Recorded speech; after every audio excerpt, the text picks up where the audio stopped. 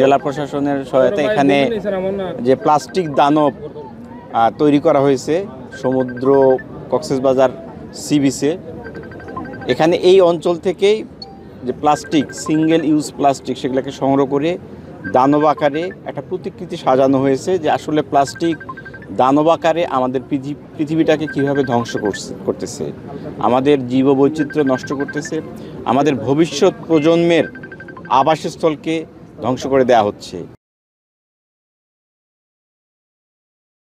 যারা ট্যুরিস্ট আসে এখানে তাদেরকে আমরা বিভিন্নভাবে এটা সচেতন করেছি এবং এই সংগৃহীত প্লাস্টিকের একটা অংশ দিয়ে আমরা একটি আজকে প্লাস্টিকের দৈত্য আমরা বানিয়েছি, যে দৈত্য আমাদেরকে এই বার্তা দিচ্ছে যে তোমরা যদি আমাকে না থামাও তাহলে তোমাদেরকে আমরা কী করে ফেলবো, আমি ধ্বংস করে ফেলবো।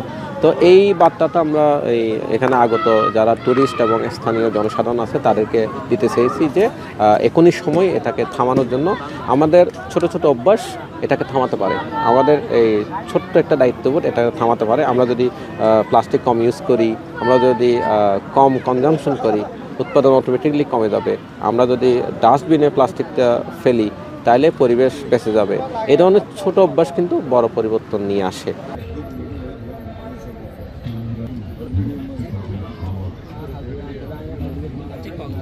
এই প্লাস্টিকের কারণে আমাদের পরিবেশ সমাজ সব কিছুই দূষিত হচ্ছে, নষ্ট হচ্ছে। তো আমাদেরই এগুলোর দিক খেয়াল রাখতে হবে। আমরা এখানে সমুদ্র সৈকত অনুভব করতে আসি, আমাদেরই দায়িত্ব এগুলো পরিষ্কার জায়গা বা ডাস্টবিন ব্যবহার করা, এটা আমাদেরই দায়িত্ব।